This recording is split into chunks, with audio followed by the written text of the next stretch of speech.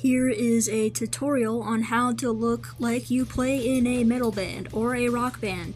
I hope these tips I'm going to share with you will help you put together your own outfit as a metalhead. For shirts, it can be literally anything. If you have a band shirt, that's more than enough to start your entire metal outfit. But if you have a band shirt, even if they're not metal, even if it's like a Nirvana shirt, Aerosmith shirt, doesn't matter. Guns N' Roses. If it's a band shirt, it's more than enough to start your outfit. The two most popular looks for a metal outfit is either a battle vest, which is just a jean jacket, could be blue, black, whatever color you want, with the sleeves cut off, and then a bunch of patches of bands that you listen to sewed on. You don't have to buy patches to sew on, you can make them. Half of these patches I made, which I have a tutorial on if you want to go look at that.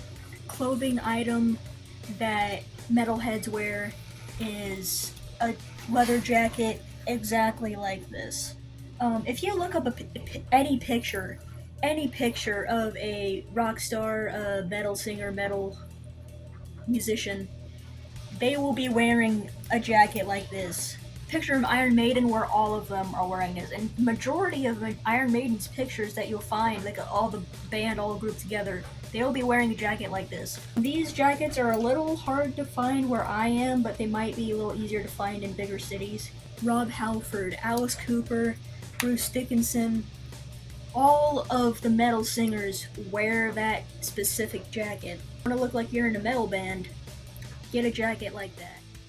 Another really big thing in the metal scene, punk community for outfits and accessories is chains. This is a chain belt. This was a chain belt and then it broke, so it's shorter now. You don't have to wear them as belts. You can hang them on your side, on your legs, so they're more hanging like this as just a detail, an accessory to your outfit. And speaking of belts, belts are a very, very popular way to accessorize and add to your full metal outfit. I don't have very many belts. I have this one that has a big buckle in the front, silver. I have a black leather belt, but the most common belts used in punk and metal attire is silver studded ones, and then sniper bullet round belts. A lot of thrash metal bands use those belts to accessorize their look on stage. And I do have this vintage Iron Maiden belt buckle that I will be somehow implementing into my outfit. Another thing you can use to accessorize is rings. They don't have to be super fancy or overtly detailed, but just chunky silver rings are a really good way to bring your metal outfit together. Also wear necklaces. Here's my Prince necklace, and as you've seen in most of my videos, I wear a ghost necklace. And crosses and rosaries are very, very common in the metal scene. Think Candlemass, Ghost, Mayhem, any black, doom, death metal, even Judas Priest. Another thing you can use to accessorize is pins and buttons. I have this little goat pin, this skeleton pin, this dog bone pin, little skull button, supernatural button, a button from my record store, some FNAF ones, another coffin skeleton one, and just more buttons. And I can't find them right now, but fingerless gloves are a really big part of metal and punk community.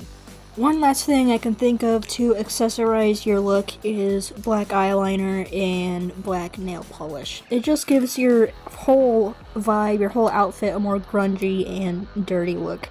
If you feel free, you can do full corpse paint as your everyday metal punk outfit attire. And then pants. Mainly, it doesn't really matter what type of pants you wear. It can be jeans or shredded up jeans, blue or black, doesn't matter.